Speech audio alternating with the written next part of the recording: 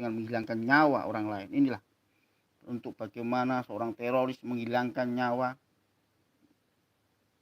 yang dianggap musuhnya, yang tidak sepaham oleh dia, tentunya suatu kejahatan yang sangat besar. Padahal apa yang dilakukan seorang teroris hanya sebatas berjalan di tafsir ayat-ayat per ayat Al-Quran. Tetapi mereka menganggap sebagai pejuang menegakkan Al-Quran, tentunya anggapan itu hanya prasangka semata. Sebuah gerakan pembaruan Islam untuk menjadikan fitrah di dalam dada umat Islam tentunya tak lepas dari umat Islam dalam mengkaji Al-Quran dengan tujuan mampu apa? Membedakan antara Al-Quran dengan tafsir Al-Quran dan terjemahan, dan hanya supaya omon-omon semata. Karena dengan jalan mengkaji Al-Quran, umat Islam akan dapat melakukan koreksi diri dan bisa memberikan sebuah penjelasan antara Al-Quran dengan tafsir Al-Quran. Dengan mengetahui Al-Quran berarti umat Islam dapat pemahaman bahwa Al-Quran adalah wahyu yang gunanya tak dilakukan lagi, sedangkan tafsir Al-Quran atau terjemahan Al-Quran kebenarannya masih bersifat prasangka, bisa benar atau bisa salah di dalam melakukan sebuah tindakan penafsiran.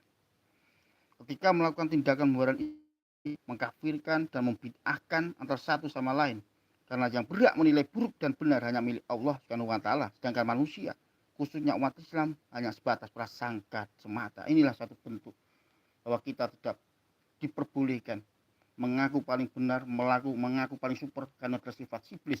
Kita masih ingat iblis tidak mau menghormati Adam karena merasa baik dia dari api dan dia lebih tua daripada Adam alaihissalam.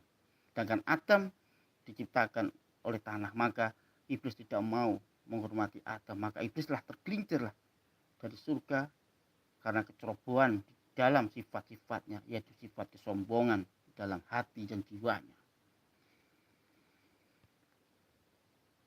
Jadi ketika melakukan tindakan pembaruan Islam, niscaya akan terdapat saling toleran di dalam tubuh umat Islam, sehingga tidak mudah mengkafirkan dan membid'ahkan, menyesatkan antar satu sama lain.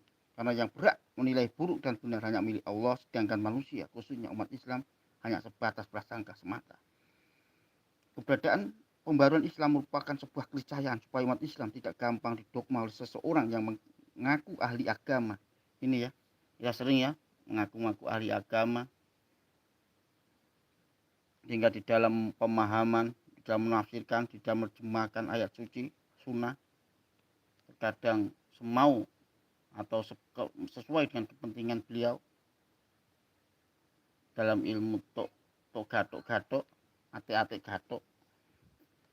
Jadi padahal disampaikan dengan memenggal ayat Al-Quran lalu menerjemahkan dan selanjutnya menafsirkan dengan daya cipta karsa mereka, sehingga menghasilkan cipta karsa manusia yang berupa pemahaman dari Al-Quran yang dianggap kebenaran mutlak. Padahal hanya sebatas hasil pola pikir mereka sendiri. Inilah para penebar yang mengatasnamakan Al-Quran dan Sunnah, dan dengan tak jarang mengkafirkan, membid'ahkan, menyesatkan, dan menuduh kelompok lain yang berseberangan sebagai penebar jahanam dan lain sebagainya. Inilah istilahnya takafir ya. Bagaimana mengkafirkan satu sama lain. Itu kita lihat bagaimana di zaman Ali bin Abi Thalib, orang Syiah mengkafirkan orang Murji'ah, orang Puji'ah mengkafirkan orang Syiah mengkafirkan orang Khawarij, orang Khawarij mengkafirkan orang Syiah. Seperti itu. Jadi 3 serangkai ini dimulai dari Ali bin Abi Thalib saling mengkafirkan satu sama lain. Tidak hanya membid'ahkan, tetapi mengkafirkan, lebih kejam lagi. Makanya kita sering ketika orang berbeda dengan Syiah, kita menganggap kafir itu Syiah. Sebaliknya, orang Syiah tidak sependapat dengan orang Murji'ah, menganggap orang Murji'ah kafir. Sebaliknya seperti itu, pemahaman-pemahaman sekte, pemahaman yang terus digelontorkan oleh mereka dengan ujaran kebencian. Dimulai dari siapa? Dimulai dari Ali bin Abi Thalib. Maka disitulah terjadi pembunuhan, saling membunuh antar umat Islam di zaman Ali bin Abi Thalib. Bagaimana Khawarij, Murji'ah dan Syiah saling membunuh satu sama lain. Padahal yang disampaikan dengan menenggal ayat Al-Quran lalu menerjemahkan selanjutnya menafsirkan dengan daya. Harapan besar